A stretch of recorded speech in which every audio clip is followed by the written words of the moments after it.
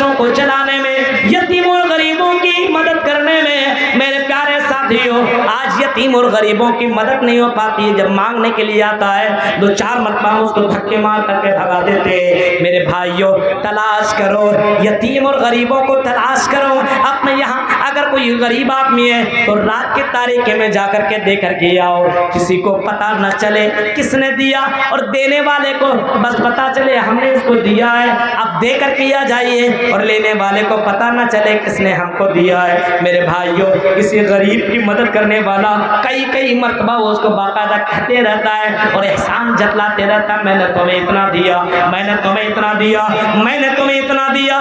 تصور کرو، سوچو میرے پیارے ساتھیوں، آج سماج کے اندر کتنی غلطیاں ہو رہی ہیں۔ آج کسی کو دیتا تو بڑا احسان اپنے آپ کے اوپر سمجھتا ہے کہ میں نے بڑا احسان اس بندے کے اوپر میں نے کیا ہے، اللہ نے اتنی ساری نعمتیں دی ہے، ہاں ہوا دی اس کے لیے کچھ نہیں مانگا، زندگی دی کچھ نہیں مانگا، ہاں اللہ تبارک و تعالیٰ نے یہ پیر دیا کچھ نہیں مانگا، یہ ہاتھ دیا کچھ نہیں مانگا، یہ آنکھیں دی کچھ نہیں مانگا، یہ جسم دیا کچھ نہیں مانگا، بس مانگا تو یہ مانگا وَمَا خَلَقْتُ الْجِنَّ وَالْإِنسَ إِلَّا لِيَعْبُدُونِ۔ اے میرے بندو میں نے اتنی ساری نعمتیں دی ہے، لیکن بس تم اتنا کرو کہ یہ پیشانے میرے علاوہ کسی اور کے اوپر، کسی اور کے سامنے سجدہ مت کرو، کسی اور کے سامنے ٹیک مت لگاؤ۔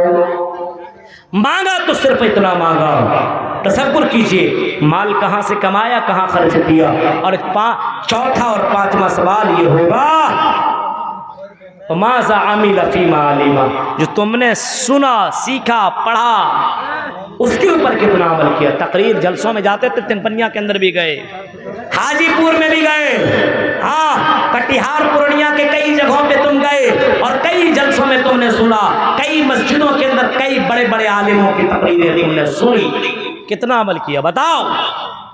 ارے مولوی صاحب عمل کرنا میرا کام تھوڑی ہے، یہ تو مولویوں کا کام ہے، یہ تو حاجیوں کا کام ہے، یہ تو مدرسہ میں پڑھنے والے لڑکوں اور لڑکیوں کا کام ہے۔ ہم تو اسٹوڈنٹ ہیں، ہم تو یونیورسٹیوں میں پڑھنے والے ہیں، ہم تو کالجوں میں اور یونیورسٹیوں میں اور اسکولوں میں پڑھنے والے ہیں۔ ہمارے لیے نماز تھوڑی ہے، ہمارے لیے قرآن کی تلاوت تھوڑی ہے، ہم تو مولوی صاحب بس انجوائے کرنے کے لیے جلسے میں آتے تھے، ہم نے تو تقریریں تو سنی، عمل ہم کاہے کریں گے؟ مولوی صاحب آپ عمل کیجئے، یہ مدرسہ میں پڑھنے والا یہ لڑکا سب یہ عمل کرے گا، اور مدرسہ میں بنات میں پڑھنے والی لڑکیاں عمل کریں گی، ہم تو کالجوں میں پڑھنے والے ہیں، چلو ہم عشق لڑائیں، چلو ہم مستی کریں، چلو ہم انجوائے کریں، چلو ہم سلمان کے راستے پہ چلتے ہیں، چلو ہم شاہ رخ کے راستے پہ چلتے ہیں، چلو ہم عامر کے راستے پہ چلتے ہیں۔ لقد کان لکم فی رسول اللہ اسوۃ حسنہ، اور لوگوں تمہارے لیے جناب محمد رسول اللہ کو آئیڈیل بتایا گیا،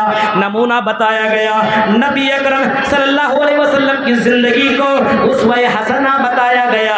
میرے بھائیوں اپنے نبی کی زندگی دیکھو، اللہ کے نبی کیسے چلتے تھے، کیسے کھاتے تھے، کیسے اٹھتے تھے، کیسے بیٹھتے تھے۔ اللہ کے نبی نے یہ نہیں فرمایا جو مدرسوں میں پڑھے وہی نماز پڑھے، بلکہ اللہ کے نبی صلی اللہ علیہ وسلم نے یہاں تک فرمایا مروا اولادکم بالصلاۃ وهم ابناء 7 سنین، جب 7 سال کا بچہ ہو تو اس کو اس کو نماز پڑھنے کا حکم دو، اور جب بچہ 10 سال کا ہو جائے، اسکول میں پڑھتا ہو تب بھی نماز پڑھنے کا حکم دو، مدرسے میں پڑھتا ہو تب بھی نماز پڑھنے کا حکم دو، نہ مارے تو مار، نہ پڑھے تو مار مار کر کے نماز پڑھاؤ۔ آج لگتا ہے یونیورسٹیوں میں اسکولوں میں پڑھنے والے کے لیے سب نماز معاف ہے، سب کچھ معاف ہے۔ میرے بھائیوں تصور کیجئے جلسوں میں آتے ہو، سنتے ہو، عمل کتنا کیا یہ سوال ہوگا۔ میدان محشر میں ایک سوال یہ بھی ہوگا، اب اللہ کے نبی سے پوچھا گیا اے اللہ کے نبی بتائیے آدمی ہو سورج کی روشنی میں اور گرمی میں حالت کیا ہوگی، پوزیشن کیا ہوگی؟ آپ نے فرمایا گرمی اتنی زیادہ بڑی ہوگی، انسان کے جسم سے اتنے زیادہ پسینے نکلیں گے، اور جو جیسا گنہگار ہوگا اسی کے مطابق اس کا اسے ویسا ہی پسینہ نکلے گا۔ کوئی اپنے پسینے سے ٹکنے کے برابر، گھٹنے کے برابر، کمر کے برابر، کوئی کاندھے کے برابر ڈوبا ہوا ہوگا۔ آپ سے سوال کیا گیا اے اللہ کے نبی اتنا ڈینجر منظر ہوگا میدان محشر کا؟ ہاں او میرے صحابی اتنا ڈینجر منظر ہوگا. آپ صلی اللہ علیہ وسلم سے پوچھا گیا اللہ کے نبی وہ سایہ جس کا آپ نے ذکر کیا اس سائے کے اندر کون لوگ ہوں گے؟ اور تن پنیا کے لوگوں. اب میں تم سے سوال کروں گا, اب یہی 7 سوالات تم سے ہوں گے. کیا وہ اس خوش نصیب لوگوں میں ہم ہیں کہ نہیں ہے؟ کیا ہمیں اور آپ کو وہ سایہ مل سکتا ہے کہ نہیں مل سکتا ہے؟ کیا اس میدان محشر کا وہ ڈینجر منظر سے ہم اور آپ محفوظ رہ سکتے ہیں کہ نہیں رہ سکتے ہیں؟ کیا ہمارے اندر وہ چیزیں پائی جا رہی ہے کہ نہیں؟ اور میری بہنوں سنو, تمہارے اندر یہ خوبیاں ہیں کہ نہیں؟ یہ دیکھو وہ 7 چیزیں جس کے اندر موجود ہوں گی. 7 قسم کے لوگ اس سائے کے نیچے ہوں گے جس کو سورج کی گرمی نہیں لگے گی, جس کو پیاس نہیں لگے گی, جس کو اللہ تعالیٰ حوض کوثر کا پانی نبی اکرم کے ہاتھوں سے پلائے گا. وہ خوش نصیب لوگ کون کون ہوں گے؟ آپ نے فرمایا, اللہ کے نبی صلی اللہ علیہ وسلم نے فرمایا وہ 7 قسم کے لوگ وہ ہوں گے. امام العادل, انصاف کرنے والا بادشاہ ہوگا, انصاف کرنے والا مکھیا ہوگا, انصاف کرنے والا ذمہ دار ہوگا. جس گاؤں اور سماج کا جو مکھیا ہوگا اگر وہ انصاف کرنے والا ہوگا تو اس کو بھی قیامت کے دن میدان محشر میں اس کو بھی وہ سایہ دیا جائے گا. آج انصاف کا جنازہ نکل گیا ہے, انصاف کا جنازہ. پیسہ دے دو, وہ آپ کی طرف مکھیا بھی پلٹ گیا. بڑکا آدمی بھی کتنا بڑا پیسہ والا اس کو بھی دے دو, انصاف کا جنازہ ختم. ہاں کچھ نہیں.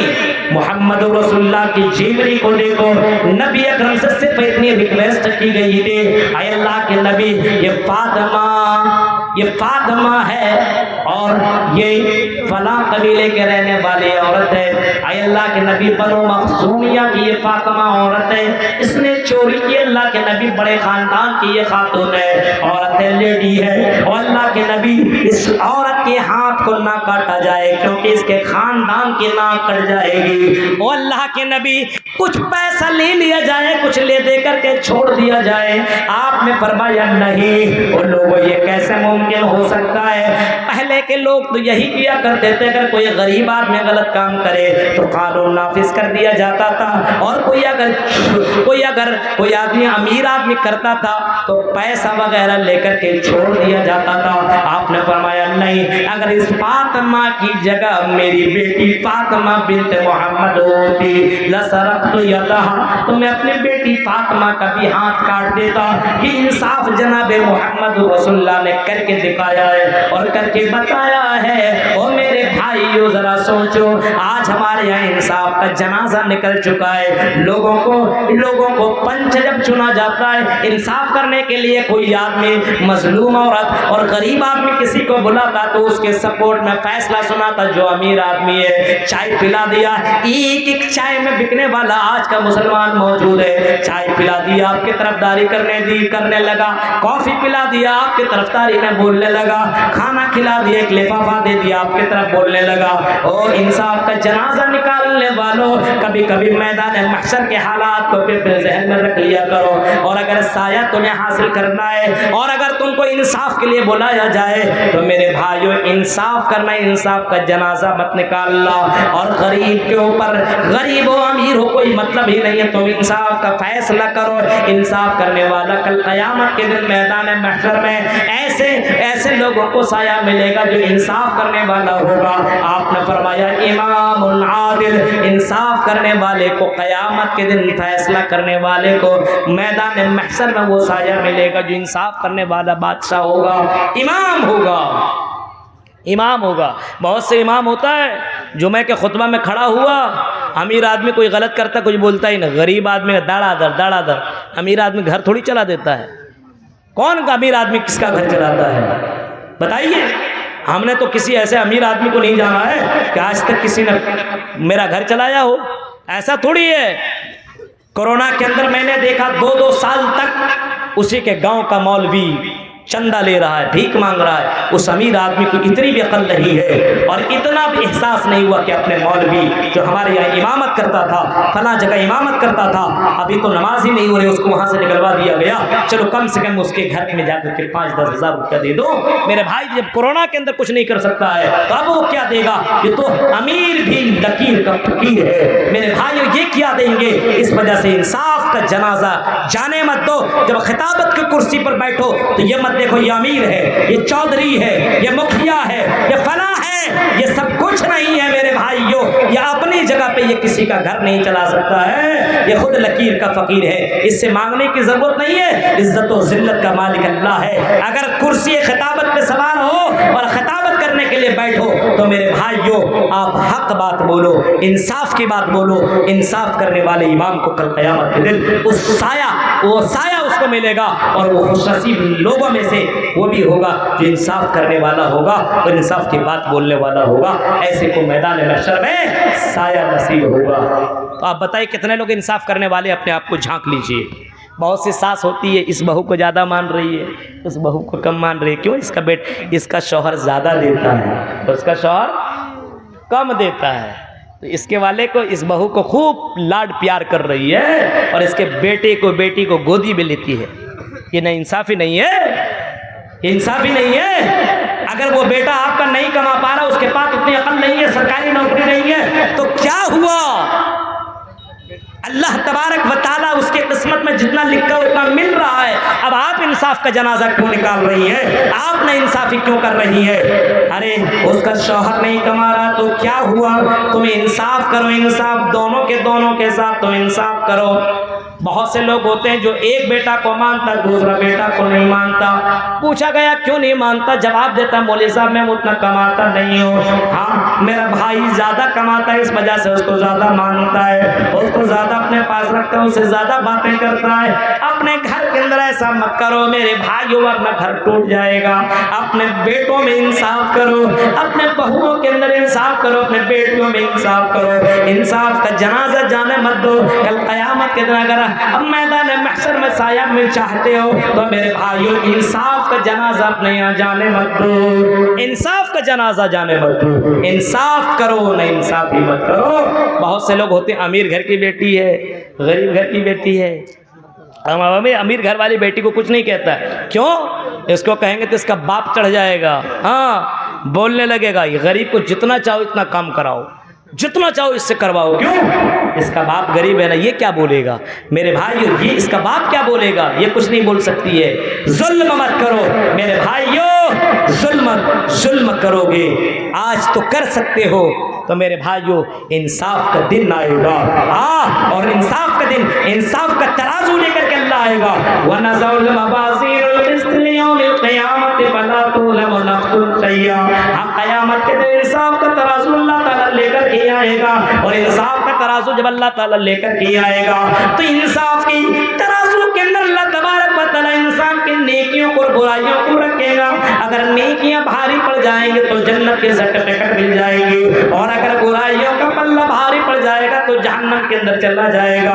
میرے پیارے ساتھیو, وہ جہنم کا منظر میں نے کہیں بیان کیا, اس تقریر کو آپ سن لینا. جہنم کے اندر جائے گا, آدمی چیخے گا, چلائے گا, 40 سال تک چیخے گا پانی کے لیے, لیکن اس جہنم کے اندر پانی دینے والا کوئی نہ ہوگا.